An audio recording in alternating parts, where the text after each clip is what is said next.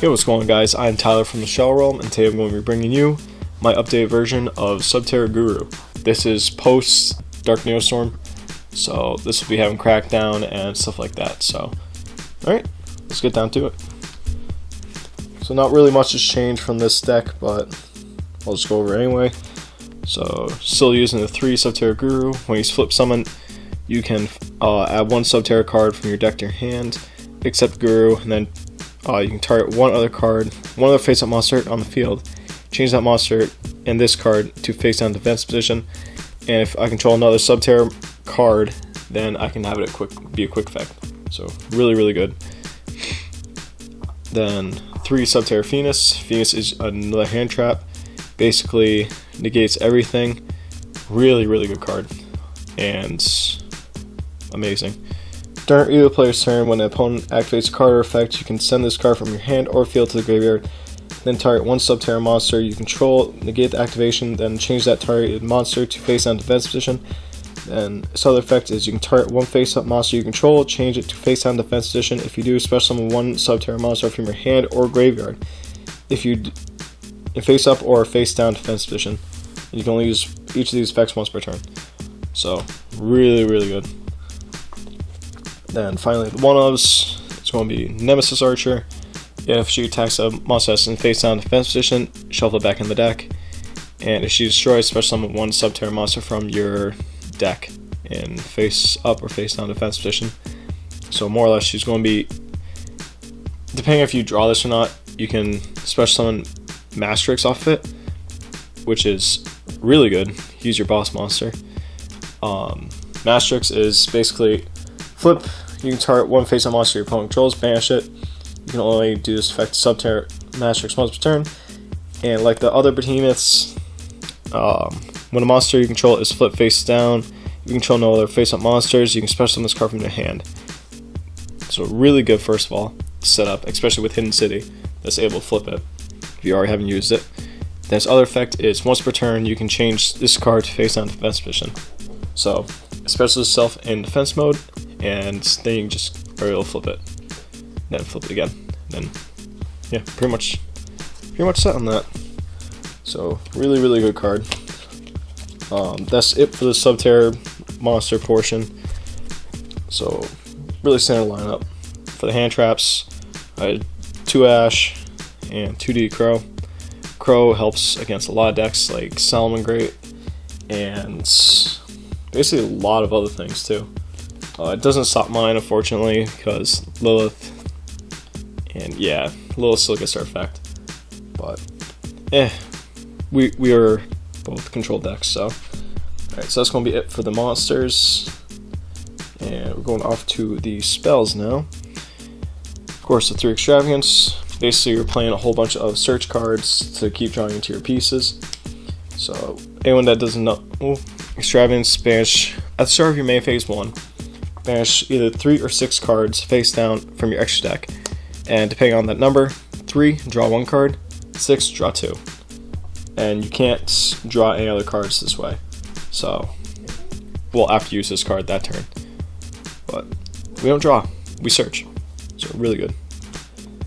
Then next, 3 Duality to help with, again, searching, getting pieces, set up your hand. Then the 3 Field Spell, 3 Hidden City. When this card is activated, add 1 Subterra monster from your deck to your hand. Once per turn, you can change 1 face down defense position Subterra monster you control to face up, attack, or defense. So, more or less, search Guru if you don't have it. When Guru is set, flip face up. Then, effect.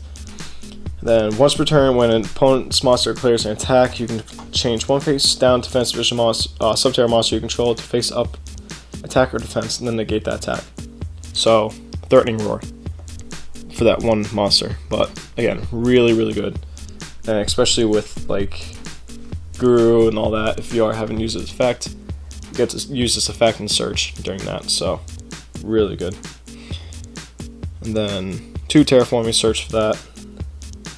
2 Call By. If you want, you can add this to 3. I would recommend it.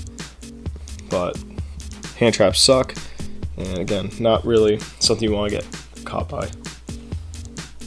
The 1 Cave Clash, because All Subterra monsters you control gain 500 attack and defense for each set monster on the field. It doesn't have to be Subterras. It can be all the monsters, including your opponents. So really good. Once per turn, when a Subterra monster you control inflicts battle damage to your opponent, you can target one Subterra card in your graveyard, except Cave Clash, add to your hand.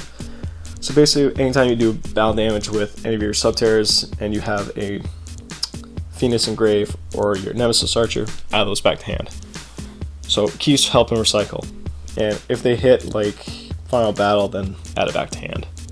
So really, really good. And then just to help you play another Guru, which is Book of Moon. And also Cave Clash, since it has Subterra in its name, you make Subterra Guru a quick effect because it's a Subterra card, just to mention. But Book of Moon, target one face of monster on the field, change that targeted monster to face down defense position. Again, Guru. So really good, and especially if you don't draw a Guru, it helps at least.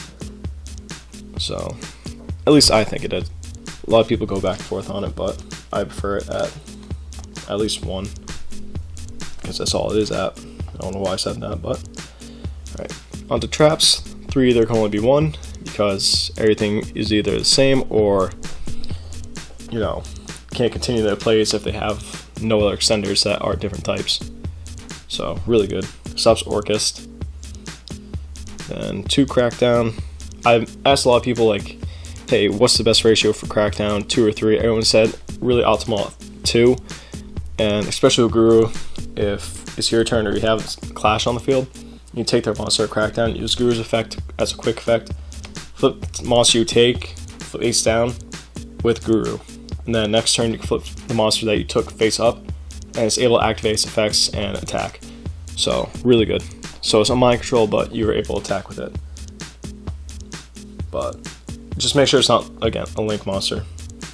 Then we put Final Battle down to 2. 3 Final Battle I think was a little too overkill, which I agree a lot with, because if I had 3, then I was going a little too far with it. 2 is very fine, especially since you can add it back with Cave Clash. So I won't worry about it all too much. But next is, again, the Solemn Brigade.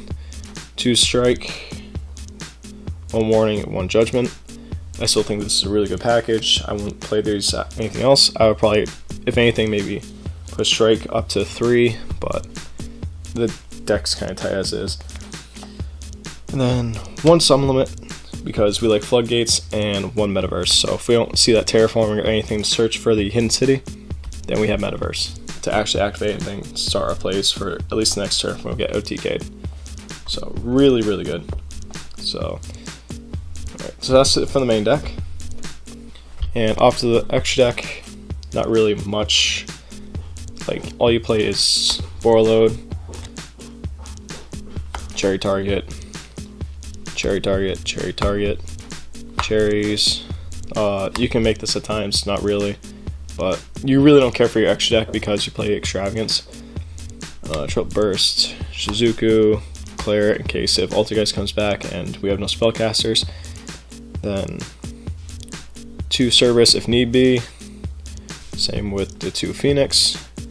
And then Super Poly, 1 Dragospelia, and Chimera Tech Fortress. So really, really good. I do have a sideboard for this, and this is what I play it as. I'm going to change some ratios in it, but got 2 Drone Lockbird. So if our opponent goes first and they start searching, then we can stop that immediately, like Sky Striker and stuff like that. 2 Reaper, because again we play a whole bunch of extra deck stuff that we don't care about, and might as well lock them out. 2 of the Pinkertops, because Pinkertops is good going second, and I like this a lot, especially against Mystic Mine, Necro Valley with the set rotation. So it stops them from actually getting their Metaverse off with the Mystic Mine and starting just to lock you down. Like, I would play Mystic Mine as my target for it, but I'd rather not, because if they try to flip this, then I can just keep mine face down. And yeah, pretty good. Then Imperial Aura for Sky Striker. Lose 1 turn, we're going to put that down to 1. 2 evenly matched, and for Salmon Great, 2 dimensional ground, different dimensional ground, because anything that is sent to the graveyard this turn, well, that turn that's activated, is banished instead. So no spinning, no Gazelle, no Stalio, no targets for anything that you want to do, and yeah, no Hayate, no Rays, stuff like that. So you're pretty set on that. So that's actually going to be it for the deck profile. We're going to be having another Orcus build, actually quite a few, since a whole bunch of decks are using them. Working towards Mermail right now, and I have one that I'm going to make right after this. It's just going to be kind of straight Orcus and stuff like that. So yeah, hopefully you guys enjoyed. If you did, please do leave a like and a comment down below, and see you guys in the next video. Bye bye.